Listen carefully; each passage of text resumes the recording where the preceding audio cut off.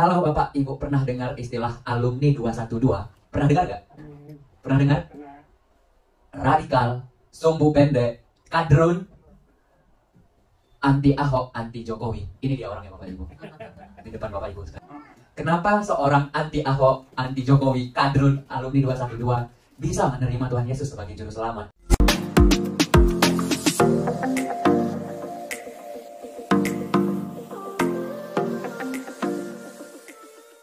Shalom Bapak Ibu yang terkasih dalam Tuhan Yesus. Terima kasih buat kesempatan untuk bersaksi di hari Raya Paskah ini. Kalau Bapak Ibu pernah dengar istilah alumni 212, pernah dengar nggak? Pernah dengar? Radikal, sumbu pendek, kadrun, anti Ahok, anti Jokowi. Ini dia orangnya Bapak Ibu. Di depan Bapak Ibu sekarang.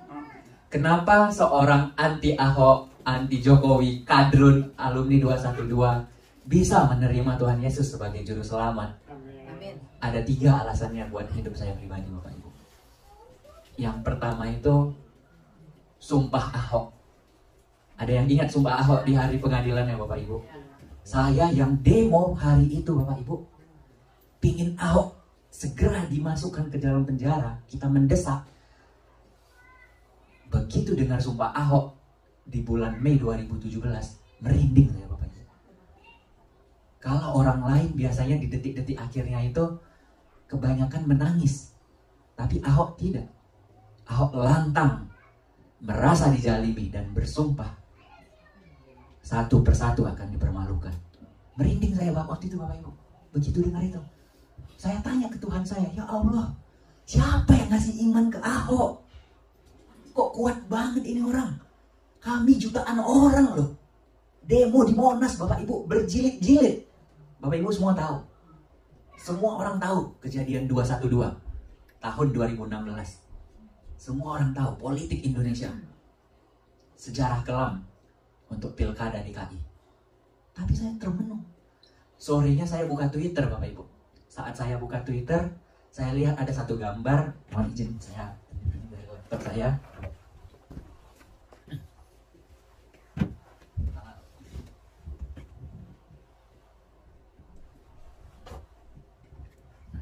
Gambar ini Bapak Ibu, mohon maaf. Ada yang pernah lihat gambar ini sebelumnya? Belum pernah ya? Ini Ahok bersama Tuhan Yesus. Foto ini viral di sosial media Twitter. Kenapa Twitter? Karena Twitter sampai hari ini masih membahas tentang politik-politik yang terhangat.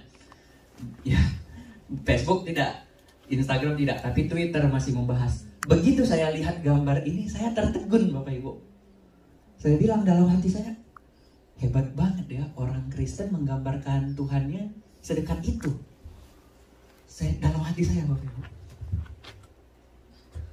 Bahkan Ahok duduk, tapi Tuhannya digambarkan lebih rendah.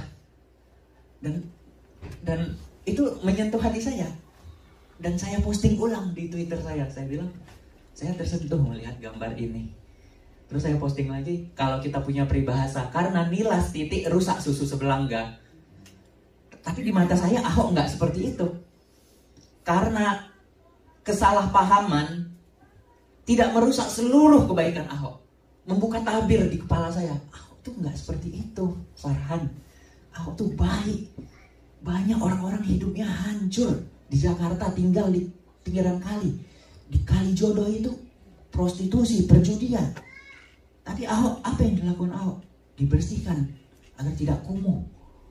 Dilarang tempat-tempat seperti itu. Bahkan mohon maaf, marbot pembersih-pembersih masjid diumrohkan Bapak Ibu. Tersentuh hati saya. Dan di hari itu juga, mohon maaf, saya tinggalkan kepercayaan saya yang lama Islam. Tahun 2017, tapi saya mengalami pergumulan Bapak Ibu. Apa benar Tuhan Yesus ini Tuhan? Bergumul panjang, masuk tahun 2018. Viral Dokter Terawan tentang cuci otak, sampai Presiden SBY pun turun tangan. Saya ketik siapa Dokter Terawan ini? Ternyata seorang dokter dan juga sekaligus TNI Jenderal. Waktu saya buka YouTube, yang terbuka itu video dia lagi nyanyi. Hidup ini adalah kesempatan.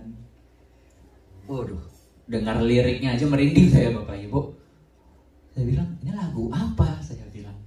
Jadi saya ketik lagu, judulnya Hidup Ini Adalah Kesempatan, ternyata lagu rohani. Saya baca, saya dengar liriknya.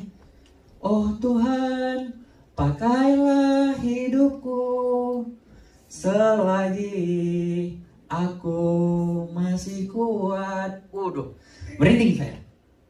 Dan ternyata bukan saya yang merinding. Begitu saya baca komentarnya, banyak orang Islam merinding dengar lagu ini Bapak Ibu. Bukan saya sendiri ternyata. Bapak Ibu, bukan nanti di YouTube lagu itu. Saya Muslim, tapi saya senang sekali dengar lagu ini. Saya pun sampai, ini lagu rohani orang Kristen. Ini doa. Dia minta dipakai sama Tuhan.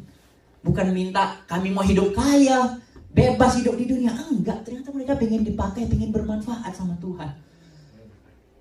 Merinding saya Bapak Ibu. Sejak hari itu saya kepikiran, saya mau ke gereja.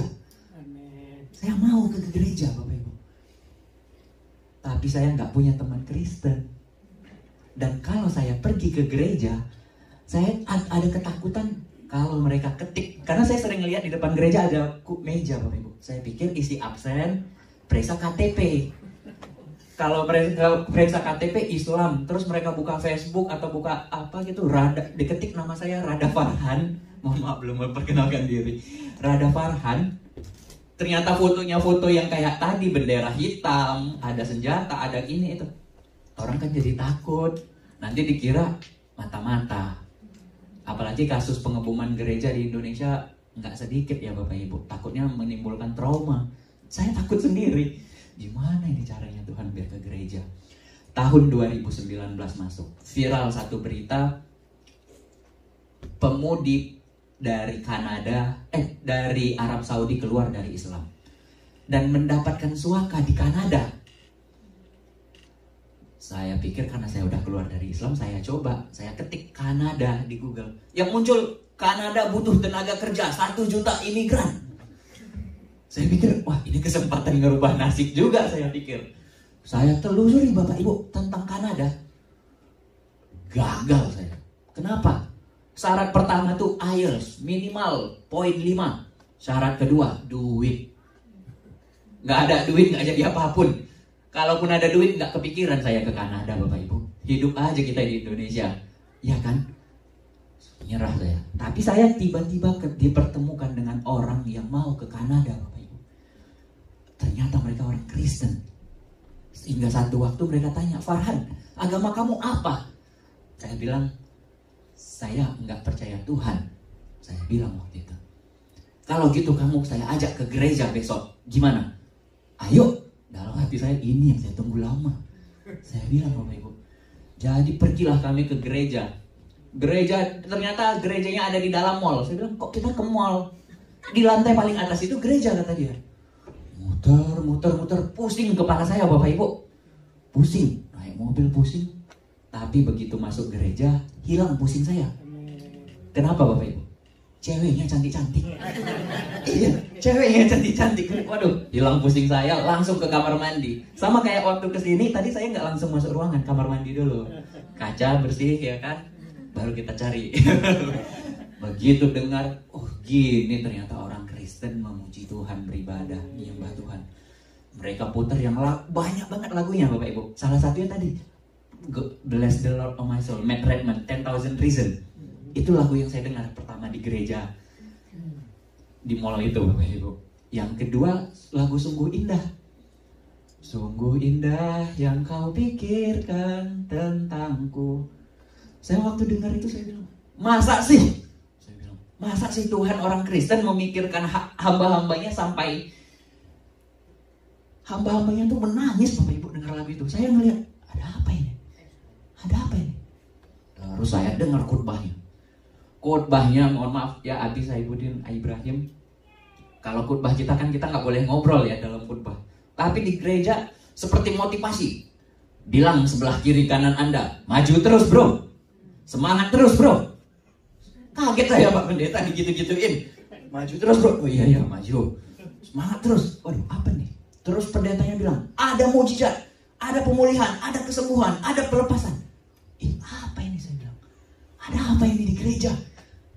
Tapi begitu doa Bapak Ibu, doa orang Kristen panjang. Dari harga bahan pokok, polisi, tentara, orang-orang kerja di rumah sakit, petani, sampai Presiden Jokowi juga didoain di gereja. Tertegun saya. Yang lebih bikin tertegun, Wakil Presiden Ma'ruf Amin didoain. Wakil Presiden itu tokoh Islam banget Bapak Ibu, ketua MUI, mantan ketua MUI. Waduh, orang Kristen doain orang Islam sampai sebegitunya. Saya nggak pernah dalam sejarah saya beragama sebelumnya mendoakan orang Kristen Bapak Ibu. Tapi orang Kristen doain. Di kesempatan itu saya bilang, kalau memang Tuhan Yesus ada, kasih saya visa Amerika. Saya akan jadi pengikut Kristus. Amin. Saya gituin Bapak Ibu gereja. Dan hari ini saya bawa paspor saya Bapak Ibu. Paspor saya ini kosong Bapak Ibu. Enggak pernah keluar negeri sama sekali. Ini boleh nanti kita buka lembar-lembarannya. Ini langsung visa Amerika. Enggak ada stempel negara lain Bapak Ibu. Single. Umur waktu itu saya ngajuin 2020. Pertanyaannya 3. Kamu single? Iya. Pernah keluar negeri? Amerika yang pertama saya bilang. Padahal belum diterima, tapi saya sontak gitu. Yang ketiga waktu itu negara lain udah lockdown Bapak Ibu. China, Eropa udah lockdown duluan daripada Indonesia. Saya dapatnya 2 Maret. 2 Maret 2020. Kasih saya bilang, dapat. Ini, congrats. Paspor ditahan, kertas putih dikasih. Kaget saya. Saya bilang, Tuhan, saya mau dibaptis. Saya ingat tantangan saya. Dulu saya bilang tantangan, sekarang saya bilang doa, maaf Tuhan, saya nantang dulu. Begitu mau ke gereja, lockdown Bapak Ibu. Pemerintah bilang libur 2 minggu. Ternyata 2 tahun lebih saya nggak dipanggil-panggil kerja sampai hari ini Bapak Ibu. Dan permasalahannya saya nggak ada ongkos Bapak Ibu ke Amerika. Nggak ada ongkos, nggak ada duit. Uang di rekening saya itu rekening koran, hanya 4 juta rupiah Bapak Ibu. Nggak ada ongkos. Saya buka lowongan kerja Amerika di Facebook grup lowongan kerja gitu.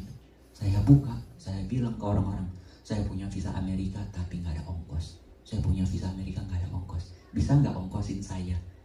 Nanti sistemnya potong gaji. 1 tahun 2 bulan Bapak Ibu baru dapat. Langsung saya diongkosin orang Denver Bapak Ibu. Begitu saya tahu orang Denver yang ngongkosin, kami saling kenal, ternyata yang ngongkosin orang Kristen. Sampai saya bilang, aduh Tuhan, lemas kaki saya Bapak Ibu. Ini siapa yang ngerencanain? Saya bilang, 1 tahun 2 bulan saya hubungin semua orang. Saya mohon maaf, keluarga kurang mampu Bapak Ibu. Orang tua saya guru honorer.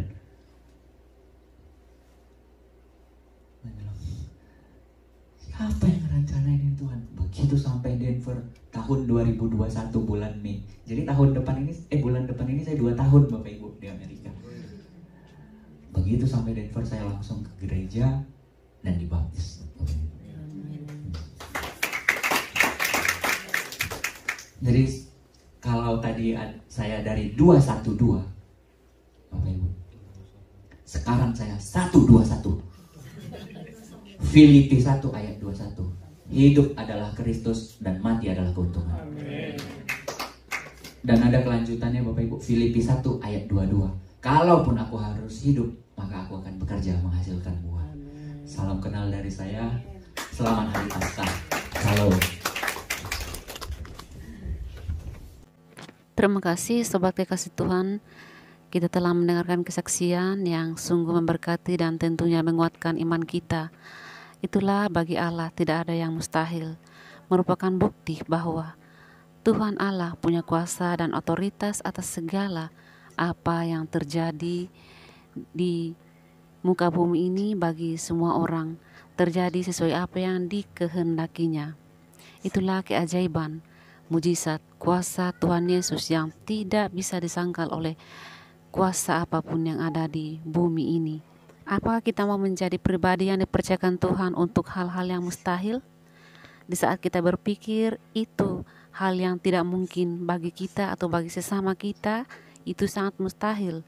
Tetapi disitulah Tuhan punya rencana yang jauh lebih baik dari apa yang kita pernah harapkan. Dan di saat itulah kita diberikan kekuatan yang melampaui pikiran kita untuk menghadapi segala kemustahilan.